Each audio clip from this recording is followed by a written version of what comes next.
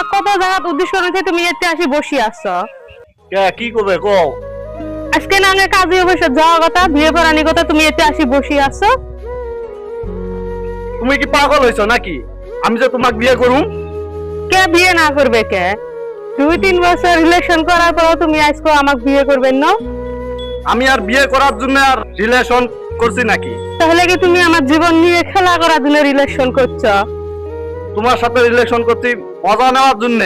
বিদেশ থেকে টেহা বাড়াইছে, তোমার টেহা পয়সা নেওয়ার জন্য আমি তোমার সাথে রিলেশনত আছি। আর যদি তুমি সিরিয়াসলি ভাবছো আমি তোমাকে বিয়ে করব, তাহলে তোমার ভুল ধারণা। আরে বেঈমান, তুমি যদি আমার বিয়ে নাই করবে তাহলে তুমি কেন আমাকে আশা দিলে? আর তোমার আশায় আমার স্বামীর সংসার আমি ত্যাগ করলাম, আমার স্বামীকে আমি ডাইভোর্স দিলাম। আমি তো তোমার স্বামীর সংসার ভাঙবের কই নাই, আমি তো তোমার স্বামীর ডাইভোর্স দিবের কই নাই। তুমি যে তো বেঈমান, আমি জানি না তুমি আমার সাথে বেঈমানি করবে।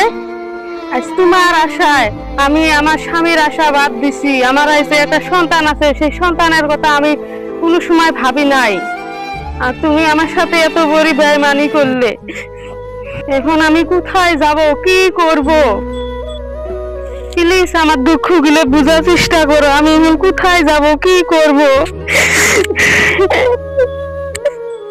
না, আমার পক্ষে সম্ভব নয় তোমাকে বিয়ে করা। আমি একটা ইয়ং চেংড়া, আমি কেন তোমাকে বিয়ে করব? তোমার স্বামী আছে, তোমার সন্তান আছে, আমার পক্ষে তোমাকে বিয়ে করা সম্ভব নয়।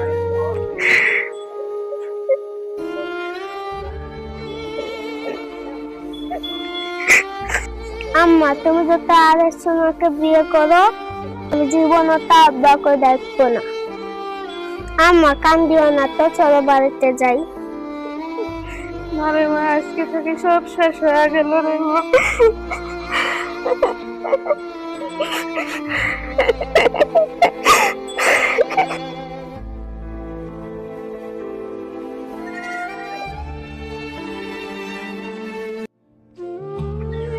চলো নি যাওয়া যায় কেন?